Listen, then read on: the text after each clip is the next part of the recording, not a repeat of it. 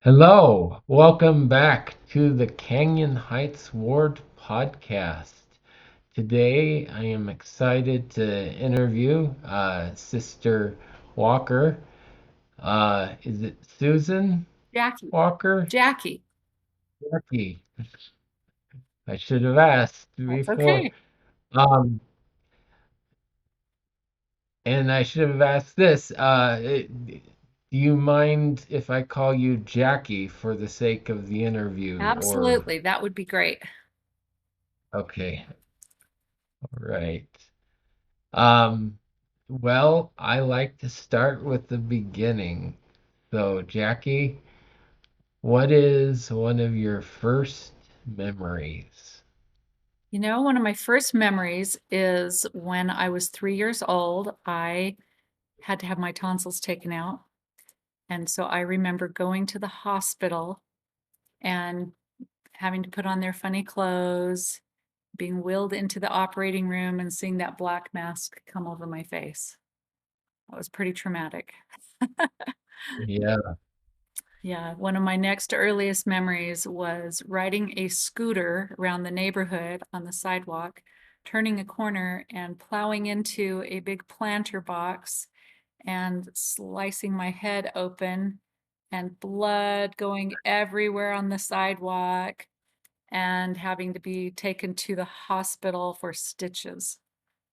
So my first memories are of trauma. yeah, It got better pain. after that. Yeah. Uh, but pain does have a way of sticking to the memory. Yeah, yeah. Well, It's I was like our bodies want us to remember what not to do. exactly right. All of my trauma came So early. I didn't have any of those stitches or broken bones after that point. So, that's good. So I actually had a similar experience, but I was a young man when it happened. mm, And this was actually, I don't think it, I don't think it was that long after, or it was around the time of the first heart surgery. mm. I don't remember before or after, but I we had this very short wall, uh, concrete brick wall, dividing our front yard from the neighbors. And I was in a hurry to get somewhere, and there was a root sticking out at just the right angle, and it caught my foot, and I fell and landed right here. Uh, that hurt. Yeah, it hurts. It So, definitely hurts. relate. Oh, yeah. Um, Yeah. when when they when they did the stitches, did they do them right for you? Well, it held my head together. I had a scar. I still have kind of a lump that I can feel, but um, Yeah, I always keep bangs over it, so it doesn't really matter. I'm just glad it was here yeah, and not my eye or knocked my teeth out. I right. could have been worse, I Yeah, guess. yeah. I mean, brain comes to mind, Well, but yeah, I don't know if it affected my brain. You'd have to ask yeah. others about that. So, No, I'm not saying it did. If it went deeper, it yeah. would. That was my fear when it happened. Oh, is that? So, Yeah, um, that can but happen. That's I'm for sure. yeah. So we both know what not to do in the Correct. future. Um, but I ask because when they took out the stitches the first time, we got into the car after they took the stitches out, and my forehead kind of went flapped forward. Oh, Like it didn't completely come undone, but it started to come undone. oh, So we went back inside and They had Had to it for resuture? some reason they couldn't do anything Ouch. about it right then. They're like, you have to come back and we Oh have to my. cut it out and then re-sew and Oh, that's terrible. Yeah, well, so nowadays they probably use super glue and just glue it yeah. together, right? Yeah, Well, I'm that's what they did with my second heart surgery, yeah, which happened yeah, 7 months ago now. yeah. Well, Um, that's why super glue was so invented, I think, is for a surgeon. yeah, yeah. Um, I knew a guy who somehow got super glue in his eye, Oh, and he's just like, I'm fine, things are fine. And a week later, he's like, I guess I should go see the doctor. Just like, your pain tolerance and mine are vastly different. yeah, that's bad. But, Oh, that's a lot of suffering. um, you know, um, let's speak of more pleasant things. Okay. What are some happy memories growing up when you started going to school? What Well, was that like? so my family moved around a fair amount. And so when I started kindergarten, we just moved to a town called Beaver in Utah, little Beaver, Utah. And my dad was the superintendent of schools. And I guess we got there just in time for school to start. So he hadn't arranged for a place to live yet. But my dad had a tent. And so we just put our tent up in the campground up in the forest that was a few miles out of town. And then we would, after school, all go up to the tent and we would just camp out. And we probably lived in our tent for a few weeks until he found a house that we could rent. And my mom stayed in Salt Lake during that time. And so it was just my dad and my three older siblings. So four kids and my dad in the tent. And then there was a shower or a locker room at the school that we used for all of our needed care. And I remember going, think they were saying, well, where do you live? And I'm like, I live in a tent. And they couldn't believe, Just like Lehigh. yeah, but while we were at school one day, the forest ranger had noticed the tent and he said, I'd see this tent every day, but never see people. And so he decided that somebody had just abandoned the tent. So he went and put it down and took it back into the forest ranger's office. So when we went back that night, no tent. So we had to track down the forest Oh, ranger and he was like, oh, I'm so sorry it was me. But that was one of our fun memories of a child that was kind of different. And we thought it was great. We loved camping and tenting it and thought it was very fun. at that age, my parents say I liked it, the camping and Well, we have camped my whole life. My family has camped almost every year for family reunions and all kinds of things. And I went to girls' camp as a child, and then as a leader, I'm like, sign me up. I want to go to girls' camp. I've gone to girls' camp a lot, and I just came back from our girls' camp 3 weeks ago. yeah. So I'm still camping. Don't know that I like it quite as much. I like air mattresses to go with me, but I still like We camping. we we gained some sense as we grow. We Uh, like a few more luxuries to go with us, huh? But yeah, I love the yeah, outdoors and the mountains, and I find it just such a good place to be. yeah. I'm beginning to relate. After COVID, I ended up walking the dog every day out in the foothills, mapping trails, and I've been doing that ever since.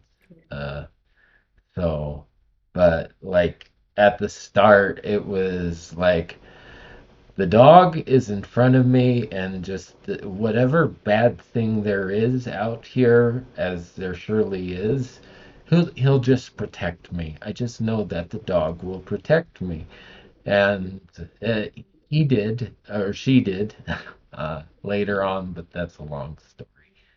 Um, but so I'm beginning to appreciate nature, Yeah. but Yeah. a lot of people like nature. Yep. We sure do. And we should. It's pretty inspiring. Some places more than others. So, how was girls' camp this year? We What is had a that like? great girls' camp. We got to experience really cold nights, really wet days, and then it dried out and we had a warmer day. I don't know that we were maybe hot for 30 minutes at the lake one day. I did take my coat off for that 30 minutes. Uh, but it was a great time. The girls are so much fun. The classes were interesting and we just had a ball. So, yeah. Um, being a recurring camper at girls' camp, um, what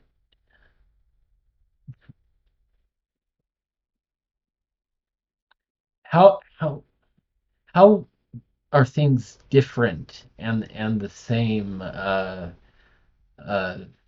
each year? Hmm, good I question. don't know if that makes sense. Yeah, sure it does. I think girls' camp is one of those experiences that can change your life forever. And I'm not exactly sure what the recipe is that makes it happen, but it's a combination of good people, um, not being bothered by the world. And by that, maybe it's like we're not all worrying about our hair and our makeup and um, we're not glamorous. We're all camping, so we're raw. And just having good activities first that help you start feeling comfortable with other people, the other girls, the leaders, and the constant devotion to God, the talk of God, the devotionals that we have, the beauty that we're surrounded by. It just creates an environment that invites the spirit. And for a young girl, maybe they haven't felt it that often or recognized what it was. And Yeah. so there is an abundance of the spirit. And I think that's the common thing that happens. I would, I mean, for me, it was every year. And every year I've gone, I've heard some horror stories that people have. I've never experienced one, but um, it's that spirit that's there that they feel the witness of the Holy Ghost saying, God is real. I created this earth. I love you. And they they have a desire to reach back to God. So I think it's a tipping point in a testimony. So I think every girl should go to girls' camp every year. Yeah. Um, what are some of the funnest activities that you've done at girls' camp? Oh, well, water activities are always a hit. And canoeing, kayaking, swimming, those are always so much fun. I loved doing that as a youth and as an adult. Um, it was a little too cold for me this year. I didn't get in the water. I had not dried out from the rain, but some of the girls did. And our stake they have a little necklace that they give a girl, and each activity they do, they earn a charm to put on their necklace. And when you fill your necklace, it's it's every girl's desire to have every charm, and they want those charms, so they're willing to do all these activities to get that charm. And one of them Yeah. this year was to get a polar bear plunge because the water was cold, the air was cold, Mm, and if they were willing to go fully immersion under the water, they got the polar bear plunge charm, which was awesome. They did rock yeah. climbing, which some of the girls had never experienced. So sometimes it's having a new experience that kind of Right. um, shows you something that you haven't done that you might like, or it might say, oh, this really isn't for me. They always have crafts and different creative outlets that the girls enjoy. There's a lot of music and singing that many girls Teamwork. love. Is there any like teamwork oriented activities? Well, Uh, there's a lot of things that we we have to set up our tents together. We get to set up our whole camp together. We are asked to make a meal for the whole camp, one meal while we're up there. So we always do all those things together. And then we gather around sometimes a fire. We didn't get to have as many fires because it was raining, or we had a lot of smoky fires this year. But yeah, we gather around, and so there's a lot of unity building. Um, the older girls are often mentoring the younger girls how to deal with this circumstance or that, or and it's really cool to see just their yeah, their mentoring. It's very fun.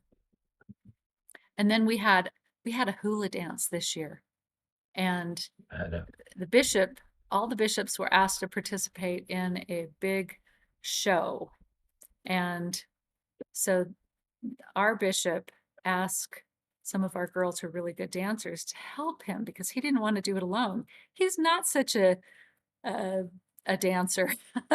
And so our girls danced their hearts out behind him, and he just got to stand in the middle of them and be funny.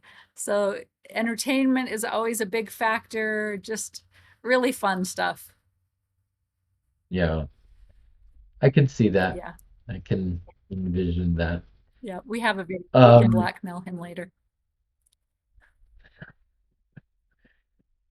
yeah, that's a question that came to mind. Not so much blackmailing, but what is the protocol these days with electronic devices at camp? We really discourage girls from taking their phones. Um, we tell them a leader will have them. If you'd like to call your parents, we can give you our phone. And so they can just kind of take an electronic break. And most are pretty willing to do that. Yeah. So it's not a big deal. Yeah, so a way to do the social media fast that President Nelson Absolutely. Yeah. said years ago. Yep.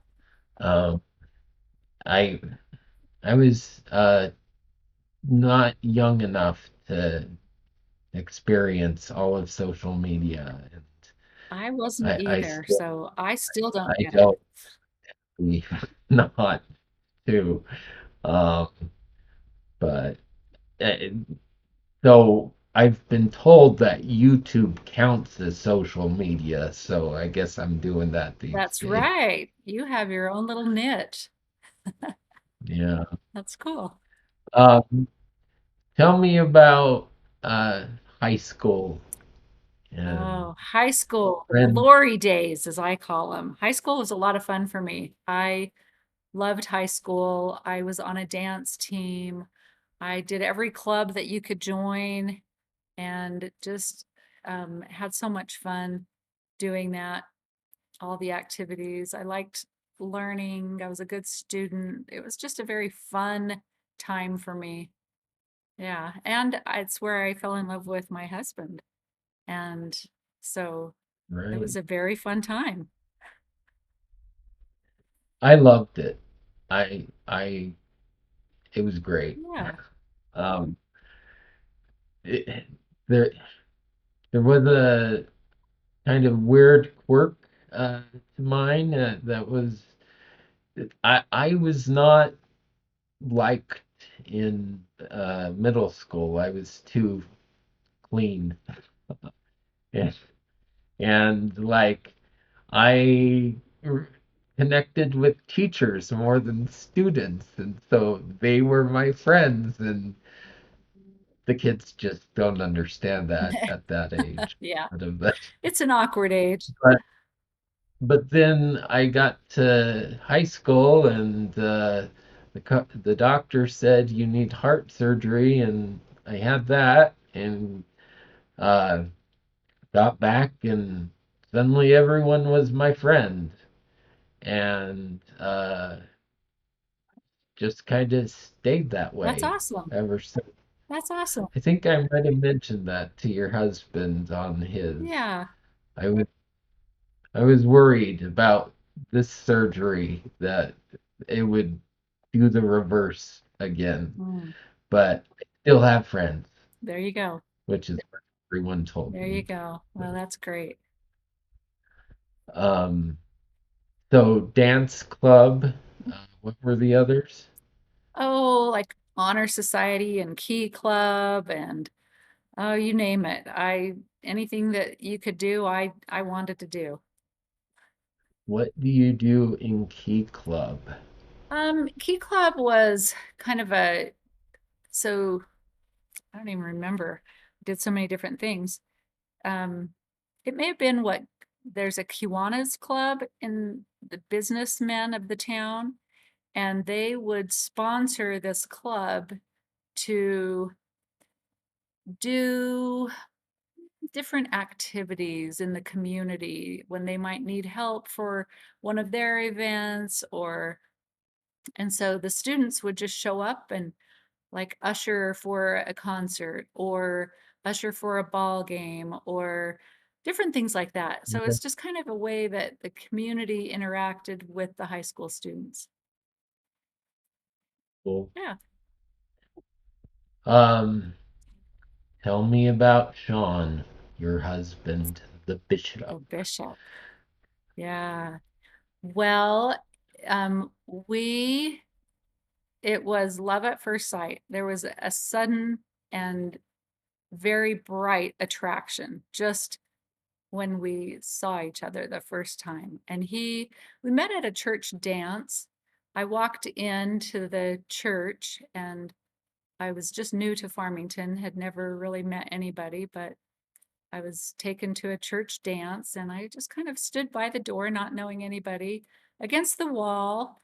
And he came walking in, and it was like our eyes just kind of locked. And I thought, oh, he's cute. And then he just proceeded to walk past me all night. He would look at me as he walked one way and look at me as he walked the other way. Didn't ever dare talk to me or ask me to dance, but he just would look at me all night long. And I was thinking, come on, you can do this. Come over and talk to me. You have to be brave. But he didn't. And then I saw him at school the next day too, and still thought, you have to be the first one to talk to me. I'm not. Oh, That was kind of how life was. Girls were trained. Do not be forward. Do not talk to them. Let the boys and come to you always. So I totally believed in that philosophy. And um, so we just kind of looked at each other for a while. And then my family actually moved. We were in a rental for a time. And then we moved into a house that my parents bought. And when we've moved into the ward that he lived in. So we started seeing each oh, other at ward activities, which it really was like it was meant to be. there may have been something to that.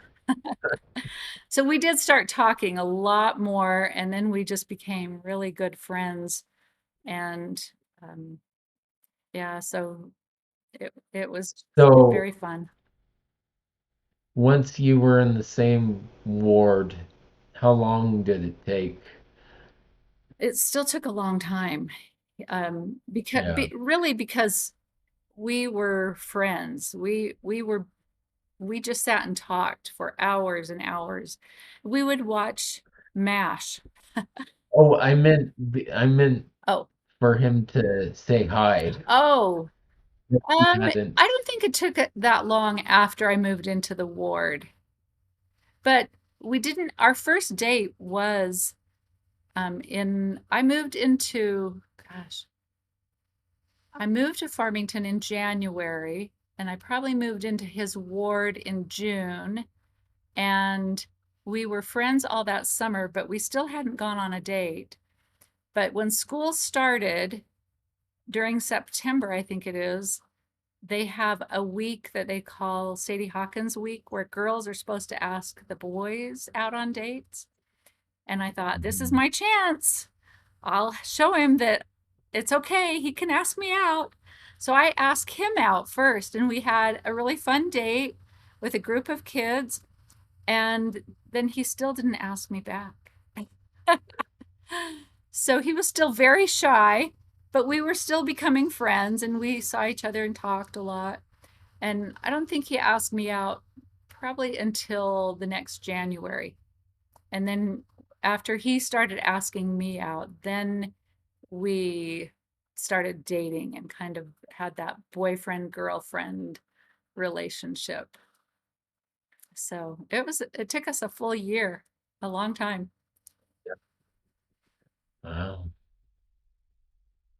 Yep. And Yeah.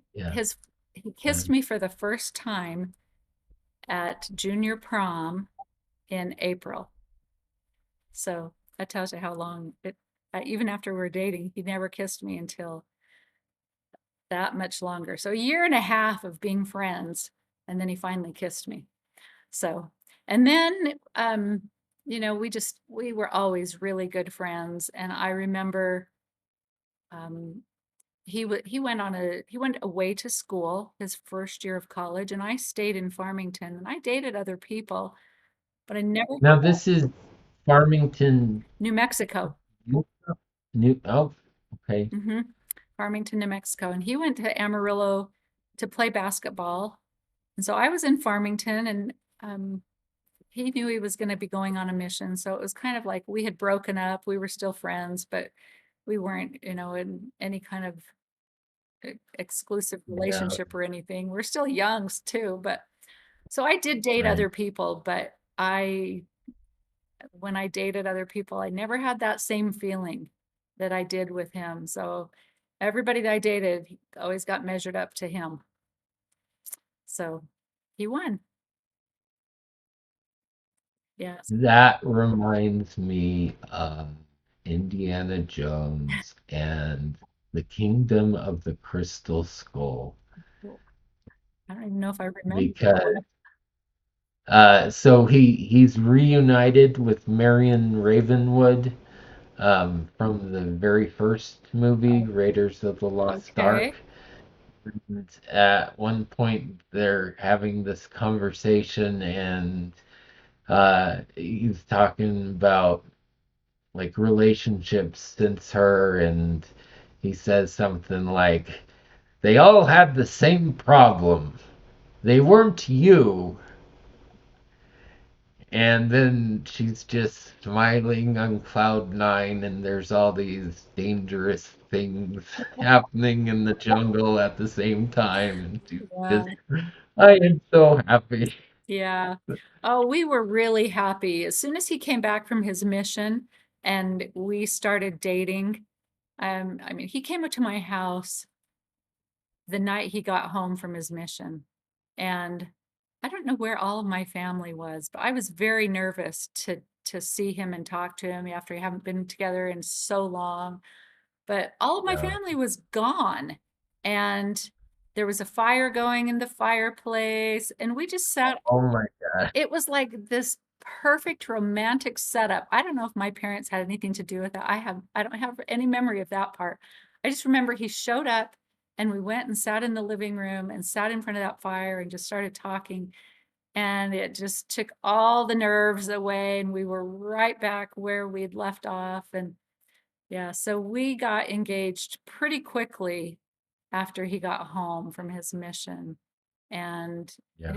I think he came home the end of April, and we were married August 9th.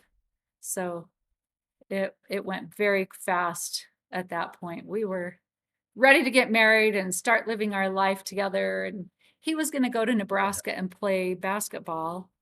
And if I wasn't going to go to Nebraska if we weren't married, and he didn't want to go to Nebraska if we weren't married. So it was decision time of we have a chance to go here and do this, but we have to be married if we're going to do it. So Yeah. prayed about it, and it was yes, let's do it. Let's go.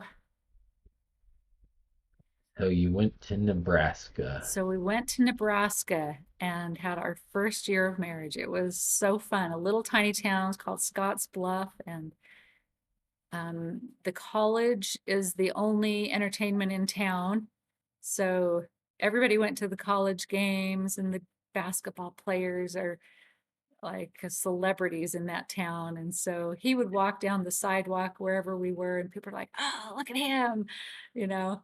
Yeah, he had a lot of Was fun. he on the team?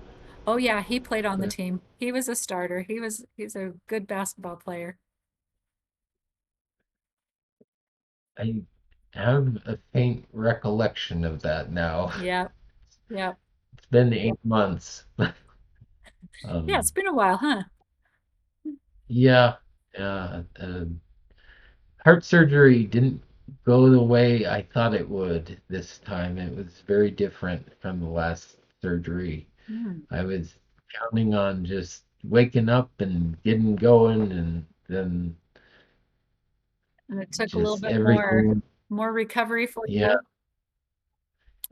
Well, I had these really strange side effects. I woke up, I wasn't able to hear anything. Oh wow.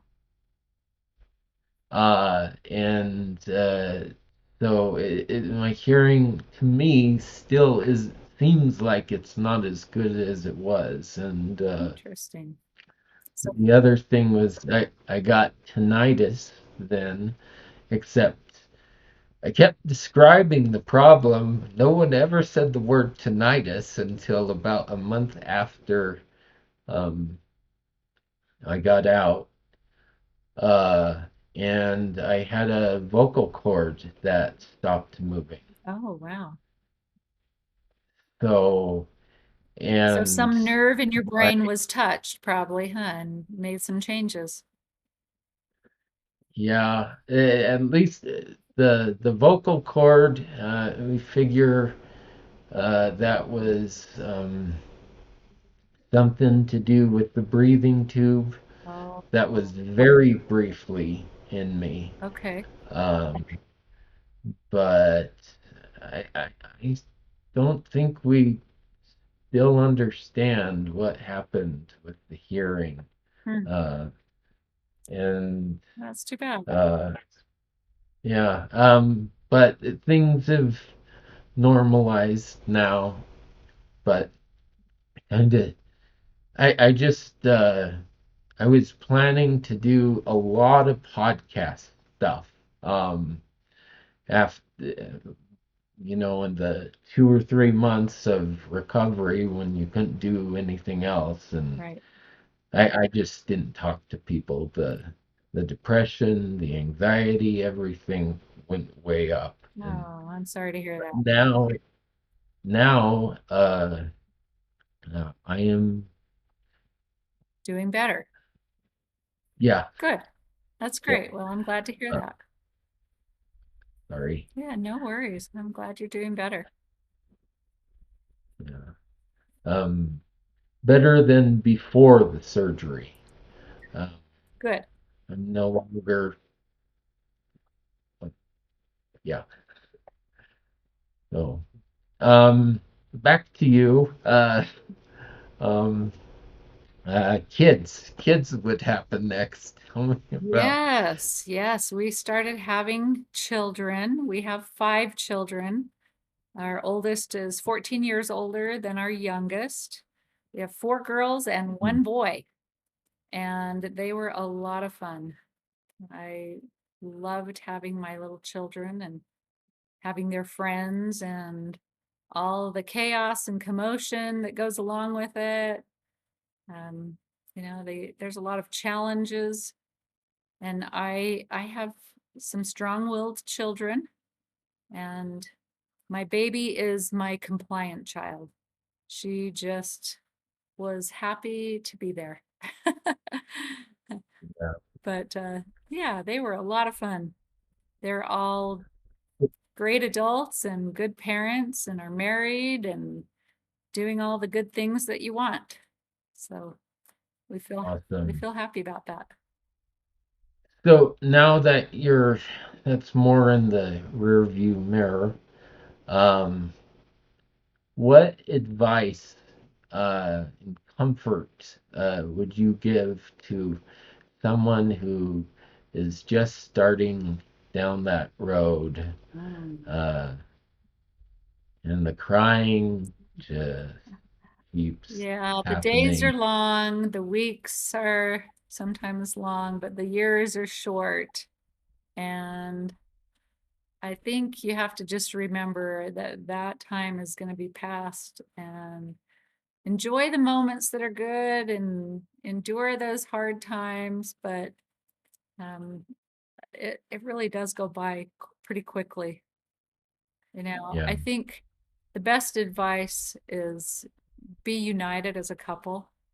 Um, Make sure that you're on the same page as your spouse and your parenting style and how you help each other and support each other through that. But um, your spouse really can help you um, get through it. And, because Sean was always gone at work and he worked long hours. And so I did all of that. I was the mean parent. I had to be the heavy to do all of those things. And he would come home and he was the playful parent. He got to show up at the end of the day and read stories and give piggyback rides and all the fun stuff. And I thought, ha, that's not fair. I get all the hard stuff, you get the fun stuff. But and uh, but but it works out. It's good to have both parents and be able to support each other through that. awesome. Would you tell me about your experience um, in the church? Your how, you how would you describe your relationship with the Savior and Heavenly Father, and Mm. how has that developed over time and I was stuff like that? raised in a very typical active LDS home. My parents were very devout and taught us to pray, taught us the gospel. We understood all the stories in the Book of Mormon and in the Bible. We were very acquainted with all of that. I remember as a young girl sitting in sacrament meeting and singing songs and feeling that love.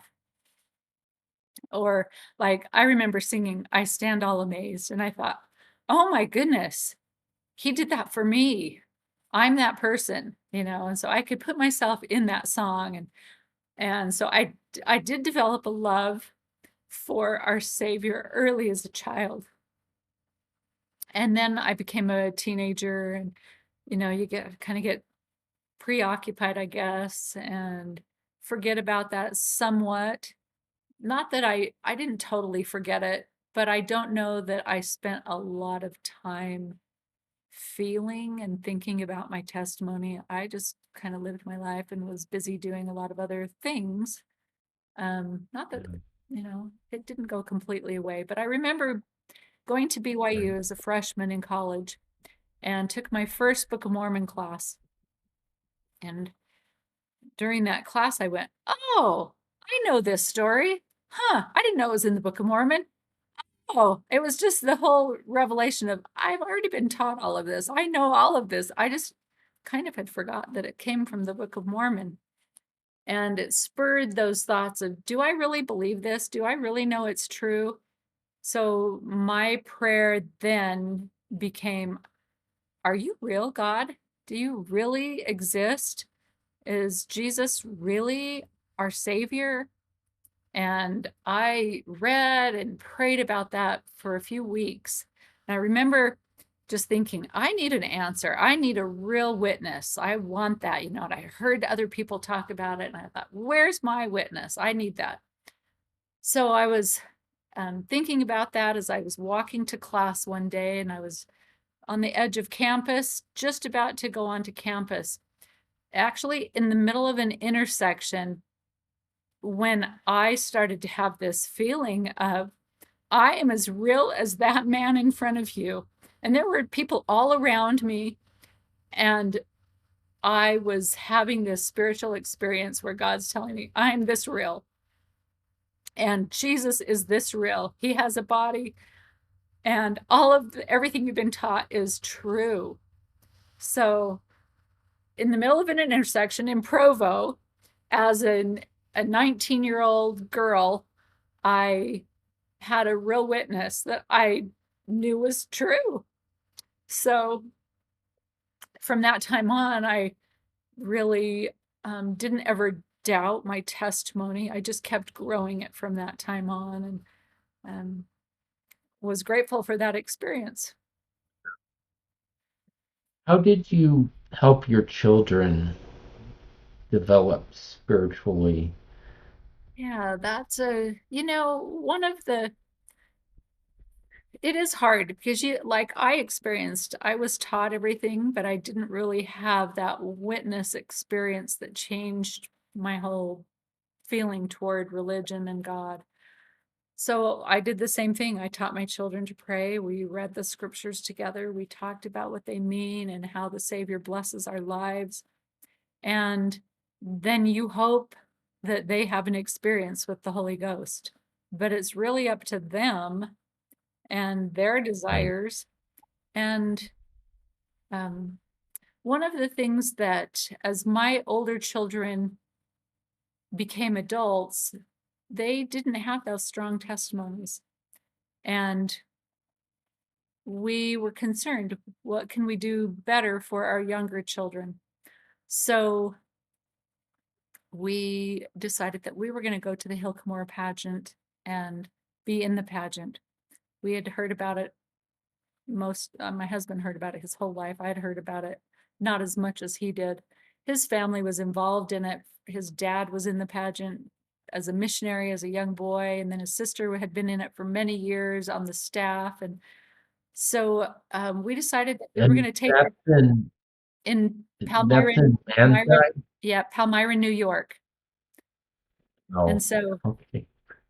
we applied to be in the pageant and took our kids. And really, it was as a way for our kids to have a really great spiritual experience. We didn't know Yeah. it was going to be that for us as well, but it was. And so the first year we were there, uh, on the application, it asks if you have any skills, and they're all the skills that they need at the pageant. Some of them are sewing skills, which I can sew. So they needed a seamstress, and so they came and found me and asked if I would come and sew with them. So I went in and started sewing, and the director, she said, I need 100 of these, and showed me something and said, can you make them? And I'm like, sure. So I sewed all day long and took them back to her, and she inspects them and tells me, come back tomorrow. So I go back tomorrow, and she says, I need X number of this. Can you make that? Sure. So I sewed again all day long, and this went on for the whole week. So at the end of the week, she said, we need help dressing in this dressing room. Could you come in as people start to dress, and we'll show you what needs to be done? I'm like, okay, I can do that. So I come in, and there was a backlog of girls waiting to get their hair braided so that they could put their wigs and headdresses on. And I can braid hair, so I just started braiding hair. And she told me when she saw me braiding hair, she knew that I needed to be on the staff and have a calling to be in the pageant. So she went and talked to the pageant president, and he called me into his office, which was a little scary. you don't know why you're being called into the office. And he said, I'd like to extend a calling to you to come and be a part of the staff for the next 10 years. It will supersede any other calling you have. You'll need to be here every summer for a month. And don't answer quickly because I want you to talk to your family. This is a big commitment. I thought, 10 years? I can't imagine Yeah. having a 10-year calling and coming back to New York every summer. That would be our vacation every summer. And so I talked with Sean, and then he said, well, let's ask the kids. And so we asked the kids, and before we even finished the sentence, they were, yes, yes, yes, let's come back. So we proceeded to go back every year. And the years that Sean and my son didn't go, Austin was on his mission in Mexico, and Sean decided that he needed to do some extra work some of those years, so he wasn't in the show every year. But my youngest daughter Aubrey and I went back and participated for 7 years straight. And then Sean and Austin joined us, and then after Austin got married, his wife joined us. So they were in it, I guess, 5 years, because the 2 years he was gone on his mission, he wasn't there. But it was the most incredible spiritual experience for 7 years. Just incredible. So that really helped Awesome. them with their testimonies. They loved it. They had a great time. It's like nothing else. It's like the best. I suppose that, Oh, go ahead. sorry, go ahead. I was just saying, our kids described it as the best EFY and youth conference rolled into one. So I was gonna say it kind of sounds like girls' camp. You're surrounded in that atmosphere you're that, on holy ground, you have one purpose, you're unified, you're busy, you work hard, you feel the spirit. It's long hours and you're exhausted. But yeah, it's just the most uplifting experience. And as an adult, we don't often get those experiences. We mainly gear our experiences to give our youth. But man, as an adult, you got to have that when you're at Hil Cumorah for sure. yeah. Um, is there anything that we haven't talked about Hmm. that um, I don't have my outline with me today that I usually do, but um, I think we've most. we've talked a lot about a lot of good things, haven't we? I don't know, things that, Yeah, there was a talk one time that was given, and it talked about how the Lord is so creative, and he loved his children to learn to create things. And whatever your creative desires were, how you should develop that and create things. I remember that ringing true to my soul and thinking, what do I want to create? And I loved sewing. I liked gardening and creating garden flower beds and the design of that. I liked even construction and um, building different things and creating or taking something apart and then rebuilding it to make it beautiful and uplifting. And I just found so much pleasure um, in that creative process that I thought, yeah, I am creative. I sometimes think, oh, people are just creative that are artists or things that I don't have a talent for being an artist, but I like music. I play the piano. I've learned to play the organ as an adult, and I've always been a part of choirs and singing and just all of those very creative and um, different things that just bring beauty into our world. I thought those really speak to my soul. So I was grateful for that talk that inspired me. Awesome. Um, yeah. Um,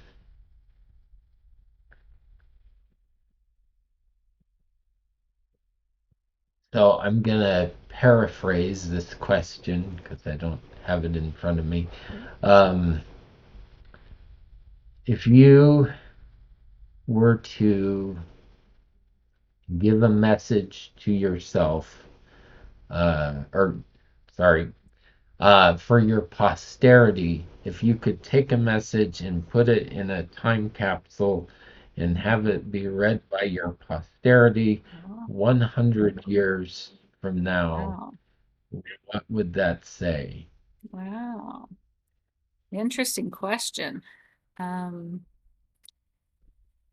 well, as I look back 100 years, I can say that my ancestors did a lot to prepare the way for me.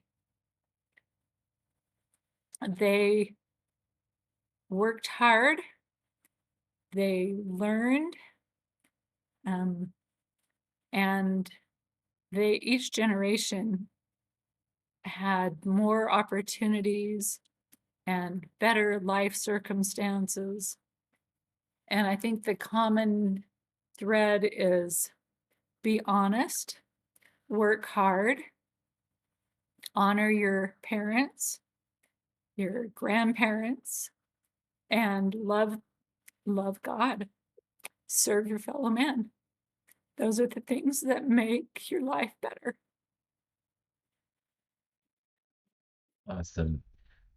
Jackie, it has been a pleasure speaking with you tonight. Thank you. It's been a Um, pleasure to talk to you. Appreciate your time.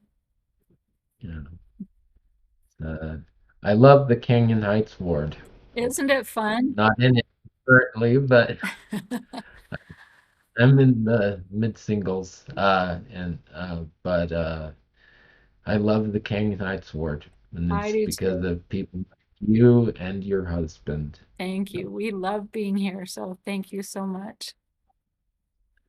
All right. Well, this concludes this podcast. Uh, thank you for coming, and hopefully, I'll see you and sooner than 7 months. That's right. So, Okay. Good night. have a good night. Thanks.